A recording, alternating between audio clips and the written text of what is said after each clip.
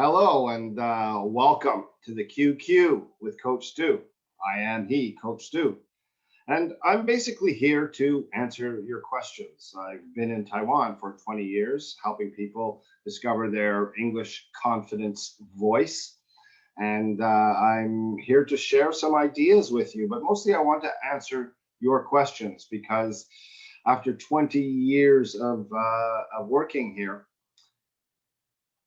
the one piece of advice I have for you overall, I have many, but overall is to ask questions. When you get into a class with a teacher, ask questions. I think that's Confucius that said that. If you don't know something, ask. So yeah, I'm a firm believer in asking questions. And that's what the QQ stands for. It's the question queue, the lineup or the queue. And I'm hoping that this show will generate enough interest and people will start asking questions, so many so that I won't have time to answer them all. This is a 40-minute show and I'm going to be pretty rigid with that time. So and that's the reason for the question queue. And there are ways to get your question moved up in the queue, and we'll discuss that as the weeks go by. The show will be aired every Tuesday at 9 p.m.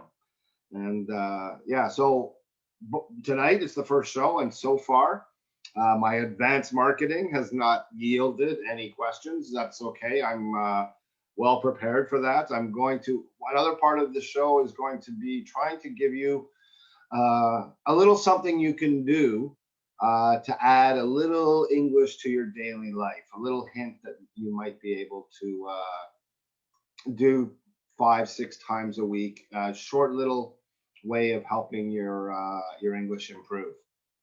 So without further ado, I want to jump right into things tonight because we do have I will be hopefully having guest coaches on the show as well. I've invited a few people, but it's short notice, so we couldn't book anybody for this week. So any teachers out there, any Taiwan teachers with experience in teaching in Taiwan, you know that meme where the guy's sitting at a kind of a card table in a park and he's got some issue and he's like, prove me wrong. Well, listen on, and what I'm going to talk about tonight, if you there's a poll coming up, and we'll talk about that later. But this is also a shout out to all my fellow English educators in Taiwan, especially those of you that have been around for a while. Let's talk. So without further ado, I want to share my screen here, and we'll just pop over to the little PowerPoint that I've prepared. So yeah, this is the QQ hosted by Coach Stu. It's what I call a hashtag Vision 2030 TW video series. Yeah, I kind of got this hashtag. This is mine because I'm very interested. This is a chief concern of mine, is the Taiwanese government's plan to make Taiwan a bilingual, an English fluent country by the year 2030. So yes, I'm starting this thing called the QQ, and it's one of the video series that I hope to create content with. I have lots of others. You can check out my YouTube page. Lots of stuff from my acting career is out there, and also stuff, if you dig deep enough, you can find players of the game, of the Infinity Key game. So yes, we are Infinity Key. We think differently, and you can find out more about us at our website at www.infinitykey.rocks. So yes, this show is live and interactive on Zoom. So in the link to any of the promos you see, or to this video, you'll find a Google form registration form, and this is where you can ask your questions. This is how you get your question into the QQ. So you just click on that form, fill it out as many times as you want.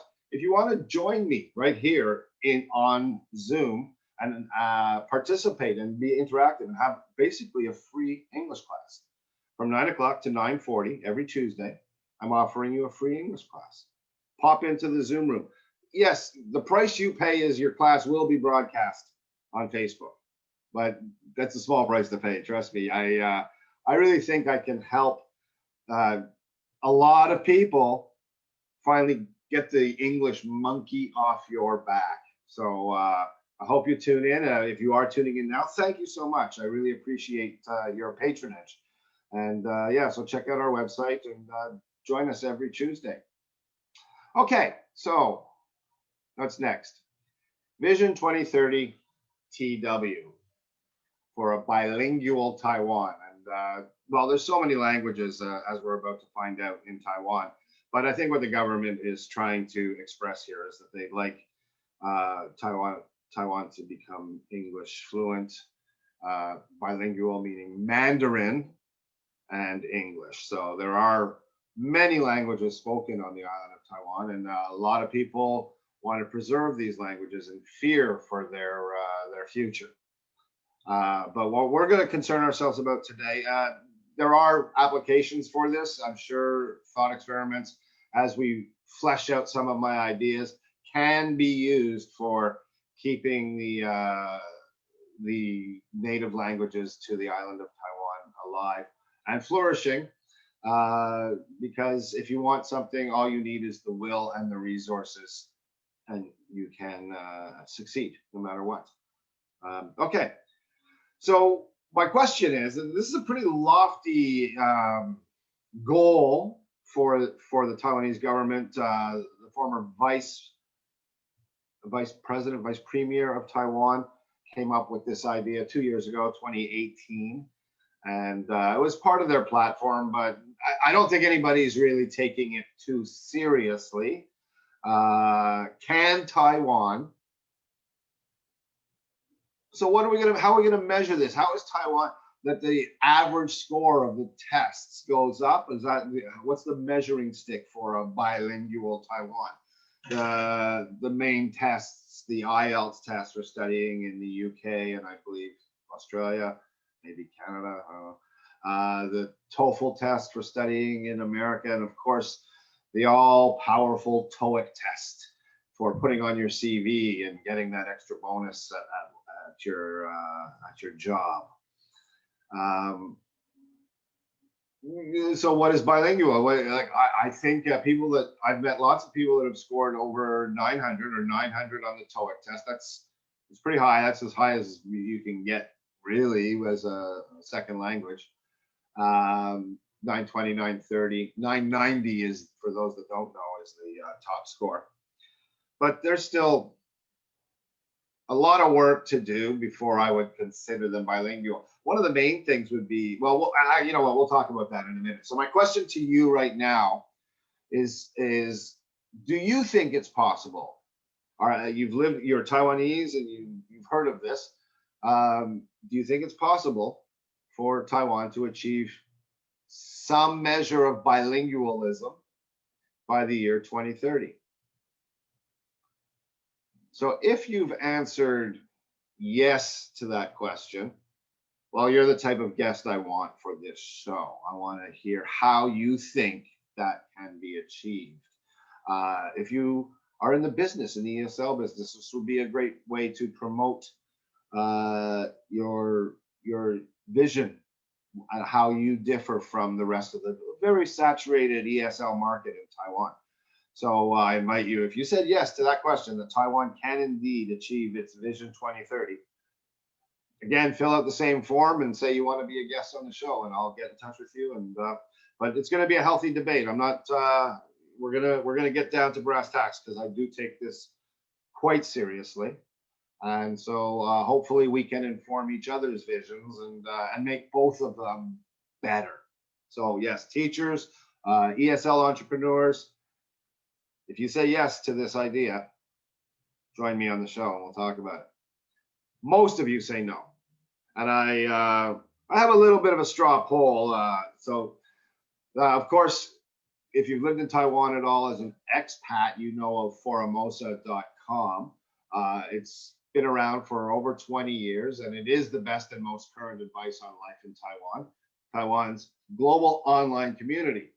And so if you want an opinion, this is about life in Taiwan, you go to Forumosa. There's nobody, they're not shy on sharing their opinions there. And so I did just that today, and I popped on and I created a thread with a poll about the Vision 2030 blueprint for developing Taiwan into a bilingual nation. And I set up a poll. So if you want the background information, if you haven't heard of Vision 2030, it's now being handled by the National Development Council. And this is the English version of it, the sitemap. Of course, you have the Chinese there. But yeah, former Premier Lai listened to the Ministry of Education's policy report on September 19th, 2018. The former premier instructed the administration to develop Taiwan into a bilingual nation by 2030, and the NDC was designated to serve as the coordinating agency and to put forward a blueprint for implementation of the policy. Now, I don't know what their blueprint is. I don't think they have one, and it's 2 years on. So I'm not going to sit around and wait for them to come up with a blueprint. But anyway, let's head back to Formosa there. Sorry, I jumped right out of it, and we can just quickly go back to my post, and here it is. So I posted it, it'll tell us here, 7 hours ago. And I said, is it possible? Yes, no. 20 say no, 3 say yes. One of them, full disclosure, is me.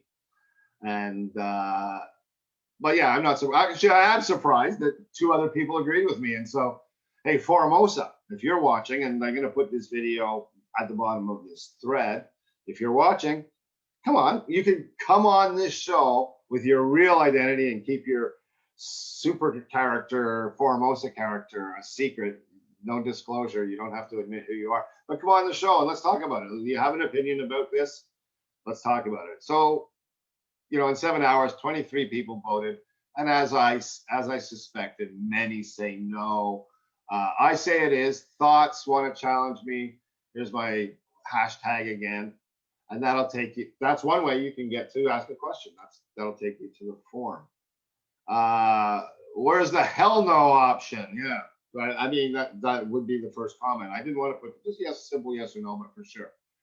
Now, this fella is an erudite person, very passionate about language, very passionate about Aboriginal languages. And he'll kind of take over this thread, as threads on the internet will do, and turn the conversation to how Taiwan has to have a mandate to maintain its Aboriginal languages. And I'm all for that. But as I said earlier, it derails after that. The point being that I wanted to show that not many people have faith in Vision 2030 for Taiwan, but I say it is. And that's what we're going to talk about today. So, quite a few years ago, I happened upon what is still, I believe, the #1 TED Talk of all time. It's Sir Ken Robinson, and it's called Changing Education Paradigms. And I've watched this 1,000 times. This is the most, excuse me, if you're an educator, this is especially an educator in Taiwan, because there's even deeper parallels in what he's talking about when he speaks about the factory, how it's built along factory lines, how schools are built along factory lines. In Taiwan, it's even factory and military lines. So it's even more pronounced what he's talking about, where what's inside the box and how we need to shift outside the box, how the paradigm shift is really important here. Amazing information. Unfortunately, Sir Ken passed away in the last couple of months, but this video changed my life. I'm going to share a little bit of it with you right now. I've queued it up to the spot where he's going to explain what divergent thinking is. And this is a serious problem and you're going to see why. But especially when it comes to something like trying to conquer languages, the later in life you are working to try and become bilingual in another language, the more difficult it will be because of something called divergent thinking. So I'm just going to play this for you, just a couple of minutes, and you can get the idea of what I'm talking about. And we'll talk about it a little more. You don't start from this production line mentality.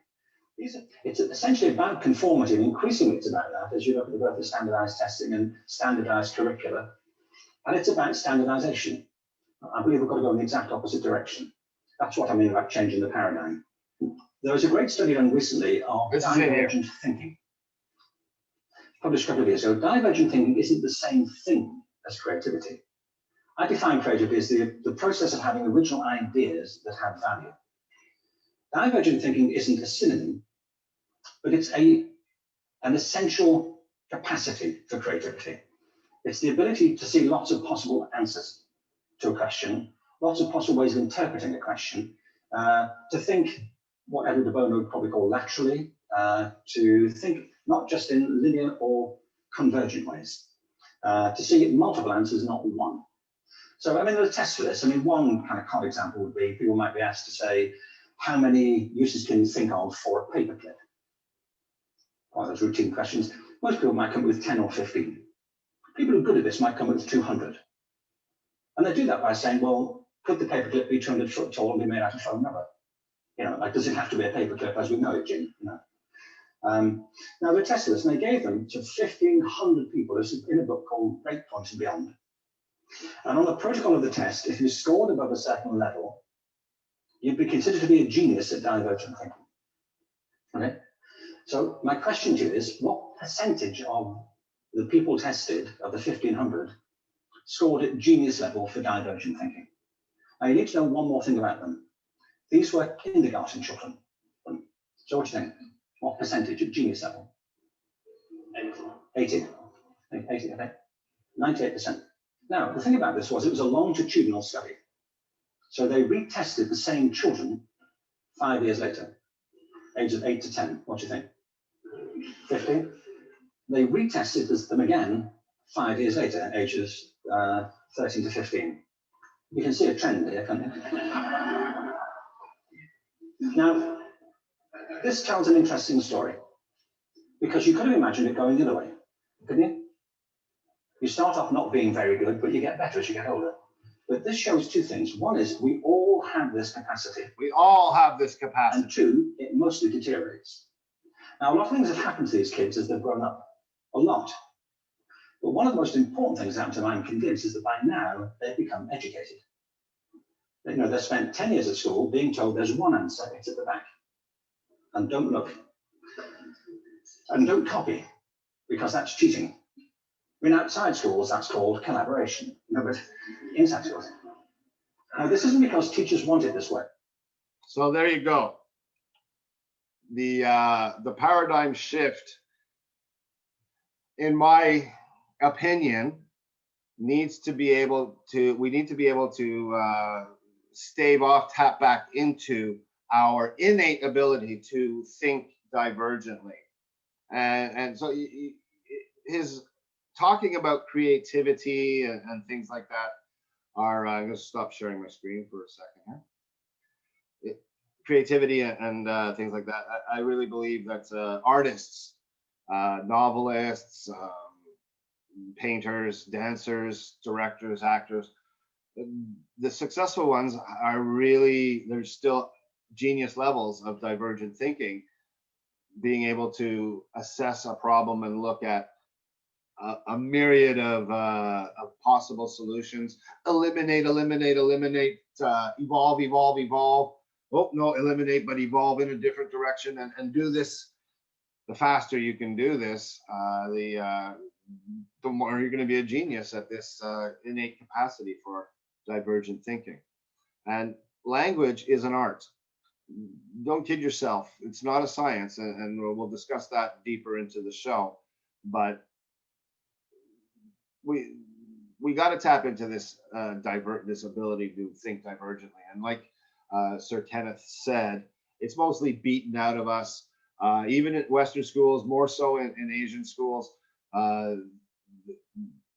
Watch the whole video, and you'll see.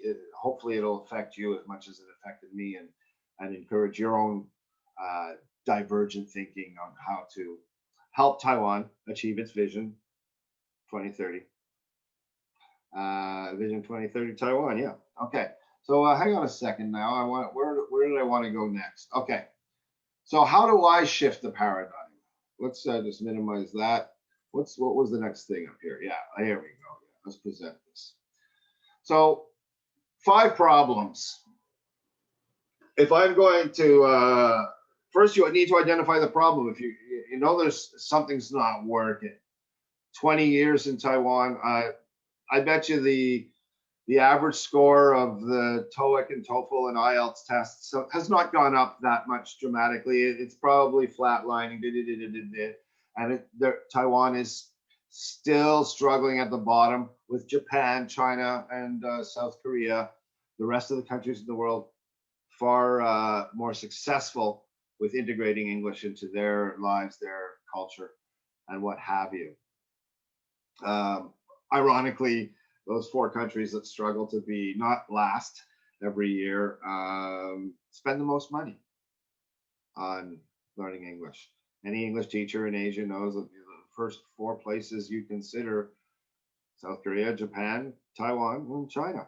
And we won't get into which one's better or not. It's Taiwan. The rest of the countries, if you teach in Vietnam or Thailand or Indonesia, there's no real big market for that, and there's differences. But we're here in Taiwan, and I want to help Taiwan to achieve its Vision 2030. So before we go any further, we have to take a hard-nosed look at what some of the problems are. Now, if you can think of some other reason why Taiwan might be 1 step forward, 2 steps back, 1 step forward, 2 steps back, year after year with trying to overcome the English problem, by all means, please share it in the comments below. But I think I've got it narrowed down to these 5. So fear of making mistakes, of course. Now, we're going to talk about that one in particular tonight. And the study, the rote learning, bushiban, the cram school, that methodology for study. We're going to talk about that as one of the problems, one of the major problems facing, and let's be honest, these are facing, I'll go out on a limb and say 85% of the population in Taiwan. They're common to 85%. Well, then there's this one, maybe not, and I hope not common to 85%, or else we're in real trouble. But laziness. I want to be clear, it can also come in the form of I'm too busy, right? It's not that I'm lazy. I want to practice English. Oops, I gave away the ending. Spoiler alert. I'm too busy, job, kids, wife. Oh, I've got to play the sports. It's about time management would be actually a better way, but I want to use the term laziness to accentuate the idea that time is your actual true investment, and we'll talk about that. I don't think we'll get to laziness, translation, and lack of environment tonight. We have 40 minutes. I only have only 15 minutes left, so we got to get rolling in here if I want to keep to my strict schedule. Okay, so these 5 problems are a combination all of, or a combination of, or maybe just one of these problems, lack of environment per se. Many people I've met that have lived in America or England for 5 years only speaking English. Their English was fantastic, but you know, and I know that their English ability reached its highest level of competence the moment they got on the plane to come back to Taiwan. And then it started to decline and deteriorate. I've had clients before that 6 months back in Taiwan seeking out a one-on-one lesson with a Westerner just to practice conversation, just to keep. So lack of environment, very serious problem, but one we will deal with a little bit tonight as well, but that's the key one. That's where we're going for in this video series. Okay, so before I move on to that, I want to just, we did have something in Facebook here. I want to see if any questions popped up. Doesn't look like any questions, so we will continue. I'm going to come back here. We've got to share the screen again. Sharing the screen, and we're going to go to a PowerPoint that we're going to start this, but quite long. We're going to start this PowerPoint. And this is something that we call the English Confidence Workshop. And I'm happy to come to your company, your school, and give this presentation and a lot more in its entirety. But this video series is only going to dole it out in little bits. Like I say, I'm going to strip. And I only have 12 minutes, so I got a lot to do. We are Infinity Key. I'm Coach Stu. I'm ably assisted by my lovely partner, Coach Anna. And yeah, you can find us at www.infinitykey.rocks. So without further ado, Taiwan has a secret, a big secret, a secret it does not want the rest of the world to know. What is that? Oh, see, yeah, there we go. Like from 2005 to 2014, pretty flatlined. No reason to think anything has changed, even though there's the lofty goal of the government to have a Vision 2030. And this is the TOEIC score. So I told you, 750 is what you need to be an English teacher in the Taiwan education system. If you're Taiwanese and you want to teach English, you need a 750. It's bad. It's a secret. You don't want the rest of the world to know this. Yeah, and just more bad news. It just gets worse and worse. So why do Taiwanese people have so much difficulty with English? If you want, stop the video right now, pause it, and think about this. Ask yourself this question. I mean, I gave you the 5 answers already. See if you can remember them, but we're going to review them all one at a time over the next couple of weeks. So yeah, the goal in the center here is mastery of English, we'll call it, okay? But the goal is surrounded by the Great Wall of Taiwan and its 5 guard towers that prevent you from getting anywhere close to mastering English. And the first problem, of course, our scared turtle is fear. Well, fear. Fear of what? Fear of making mistakes. And this is true. This is true.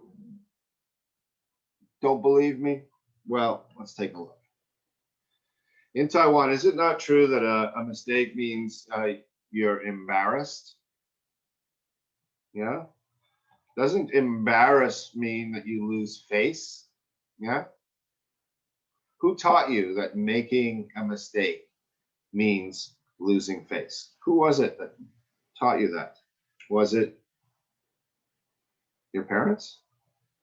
Maybe you came home with a 90 on a math test.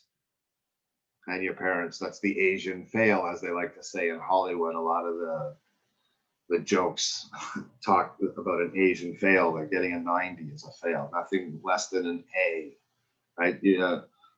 Ketao before your ancestors. Parents instill in you from a very early age that mistakes are shameful, that they are a loss of face. But it's not just your parents. That concept, that cultural imperative, an imperative is something you must do if you want to fit into their culture. Cultural imperative is that do not make a mistake. Do not lose face by making a mistake.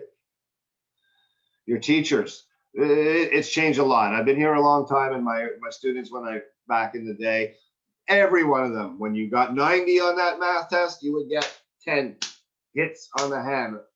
I have a promotion on my website called Share Your Classroom Horror Story. And I want to hear from you.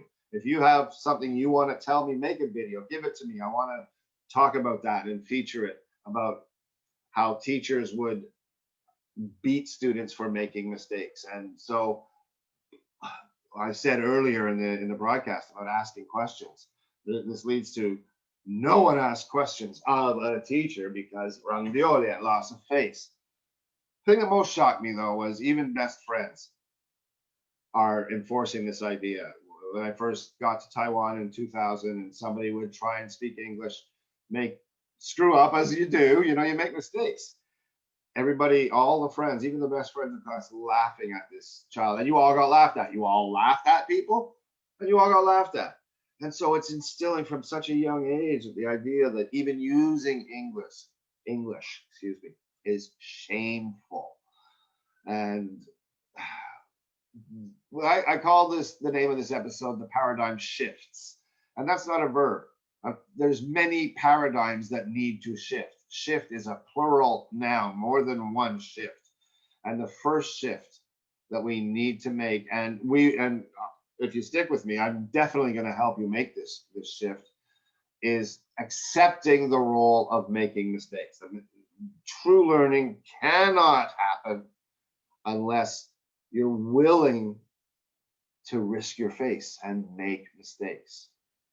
Okay, so we need to work on this a little. Okay, it is a cultural imperative, and it comes. Where does it come from? I mean, I want to know, because I'm trying to help solve this serious impediment to success for Taiwanese people wanting to speak English. It's the biggest impediment. You won't ask me questions. Look, I got this free show. Ask me questions, and nobody's asking me questions. Free, 20 years experience, soon to be famous actor, Coach Stu. Nobody's asking me questions. Right? Here I am. Ask me questions. So I got to understand this. I need to trace where this comes from. Who taught your parents? Who taught your teachers? Who taught your friends that mistakes means a loss of face? It goes back generation after generation. Your grandparents, your great grandparents. So I want to know. I got to dig. I got to know, right? So in Taiwanese culture, sorry, it's running a little bit slow here. I got a lot of things going on. Where does it come from? What's the root of this idea that mistakes are shameful? And Chinese culture, Huaran, has many, many teacher philosophers, right? So let's play a little game. Do you know, dear Taiwanese viewer of the QQ, do you know where the exact spot in Huaran history, in Chinese culture history, that this idea that mistakes are shameful comes from? And I'll tell you, usually it's only kids in grade 8 that get the answer to this. So, was it any of these guys? These are all people that have contributed something to who you are today as a modern Taiwanese person. Their ideas, their philosophies, their teachings all contributed to make you a good Taiwanese citizen. But if you answer yes to my question that it's one of these guys, you're wrong. Of course, it could be this guy, right? But in fact, no. And I quoted him earlier as saying, like, if you don't know something, ask. So he was telling you, ask your teacher questions, right? So definitely not our good friend Konza. Anybody know who this is? Oh, here's a little bit of something for you to read. You can pause if you want. I'm going to move on because I want to finish. Yeah, this guy. His name, Han Feizi. Sorry if I told him. It's not embarrassed. I'm not ashamed to make mistakes. I'm trying. His concept of fa jia, lu jia, fa jia, dao jia. Now you know where it's coming from. The fa jia. That's where the root of this idea. Okay, and before you start writing angry letters to me, I actually believe that it's a pretty cool aspect of your culture, of my adopted culture here in Taiwan. This if I had children, I don't, but if I had children, I would definitely shame them for making mistakes because it makes you such great students. Hey, Taiwanese are the best students in the world. I admire. There's a little bit more that you can read. Sorry, the PowerPoint's not flying through the way I want. So do you think Jia is a good philosophy for students? And moving along, or not, you can pause, you can think, you can discuss it if you're watching this with a friend, but I'm going to be moving along because I think it absolutely is. Because if your job as a student is to study, student is the same word, and you fear making mistakes, you're going to study 3 times. I say cubed, study cubed, man. And that's what Taiwanese junior high school, senior high school, university students, but yeah, definitely the high school level, you study harder than any other student in any other culture in the world, except, well, maybe Japanese, South Korean, and Chinese students would give you a run for your money, but Western students, no. Other Asian countries, South America, no.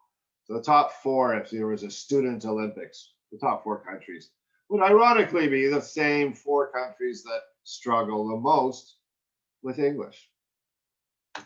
We'll find out why. If you study extra hard and you fear making mistakes, you're going to enjoy success as a student. So your job as a student to be successful is to pass tests. And the hours that you put in studying helps you pass those tests. And you're very good at that.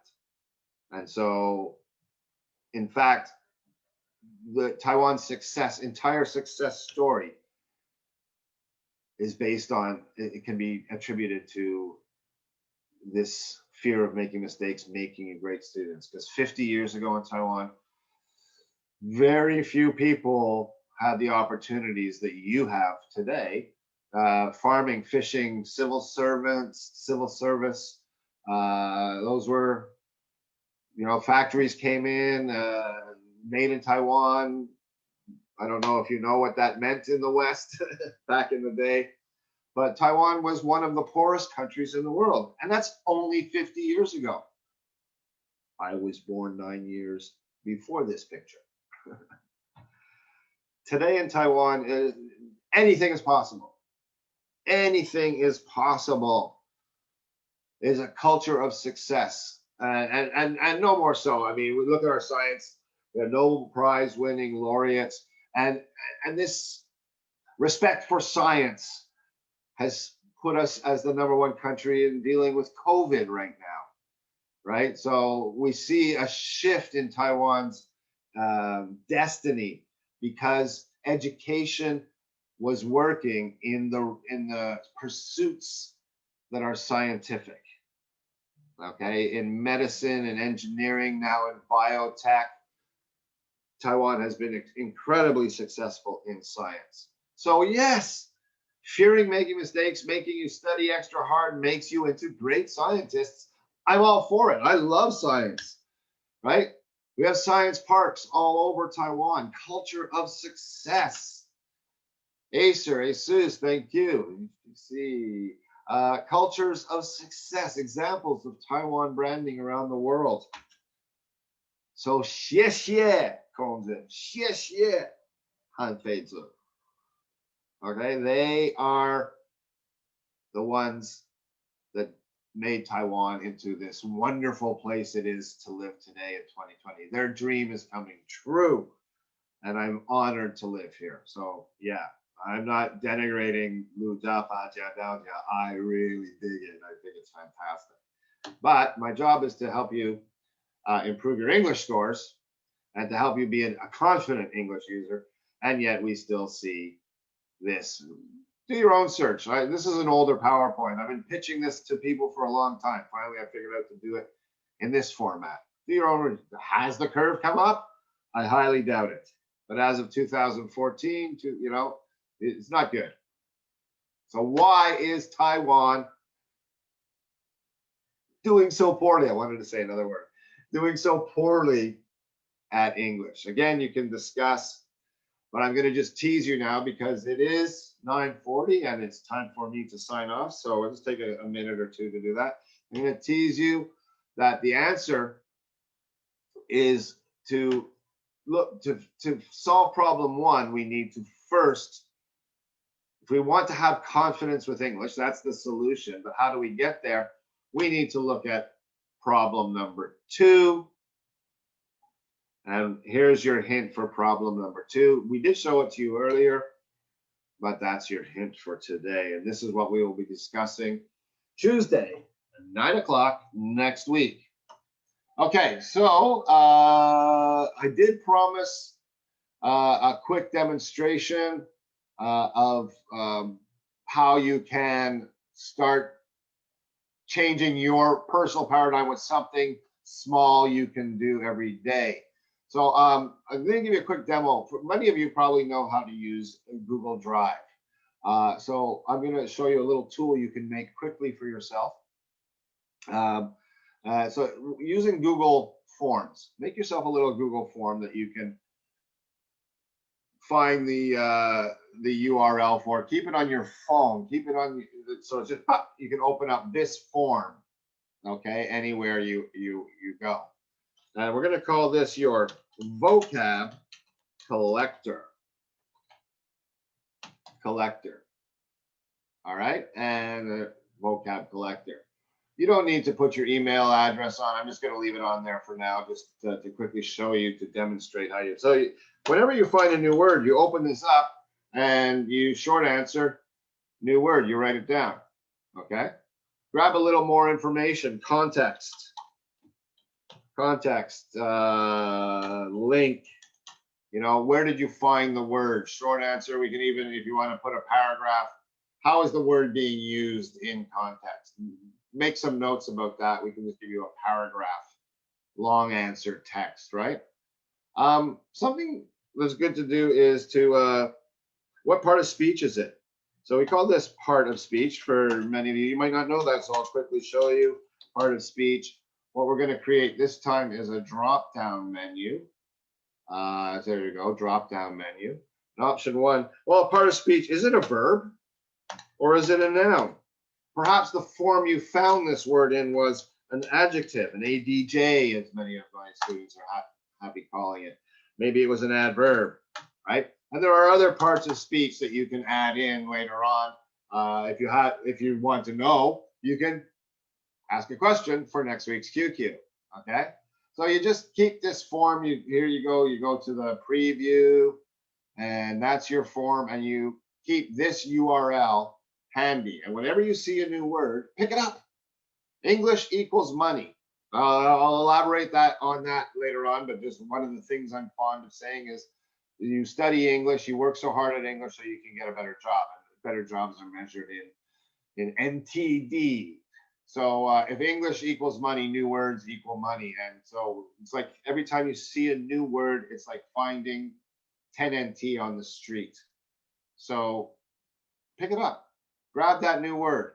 And when you collect 10 new words, come on back, join me in the Zoom room, and ask some questions about how you can, what do you do next with all this vocab, and I'll be happy to help you.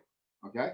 So to review today, just remember our show is live and interactive on Zoom, and I will be again posting the form for it. It's this form right here, the QQ, and you can just register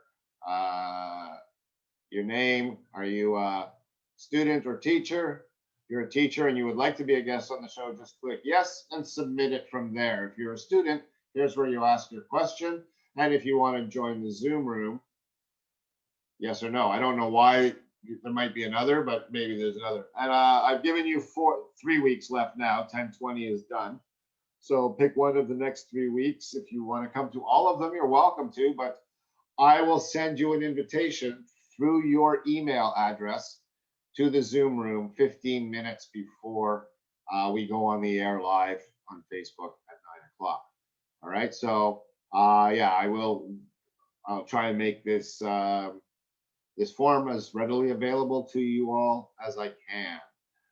All right, so that's the idea of the QQ. Hopefully, there's so many questions that here in your answers will all go to a spreadsheet, and I'll get the responses here, so I'll be able to see your questions. And from there, from your questions, I'm going to take you further and further down the infinity key path, give you more and more keys until finally you can earn your infinity key to unlock English and many other things forever. Okay, so thank you so much again for listening. If you made it this far, 9:47, I'm already 7 minutes over. tisk, tisk, tisk. But yeah, it's my pleasure to share my ideas with you. Please comment, challenge me. I want challenges. I want teachers to come on and let's have a go at it. Let's talk about whether or not Taiwan can do this, especially if you think they can. What are your ideas? Students, keep coming back, keep coming asking questions. Free class with a pretty cool teacher. I'm a coach, so. All right, so yeah, like us, subscribe to us, share us, everything that you do to help promote great ideas. It's greatly appreciated. I'm Coach Stu for Infinity Key and the QQ. I will stop share and I'm going to end it all. Thanks, guys. Have a great week. We'll see you next week. Bye-bye.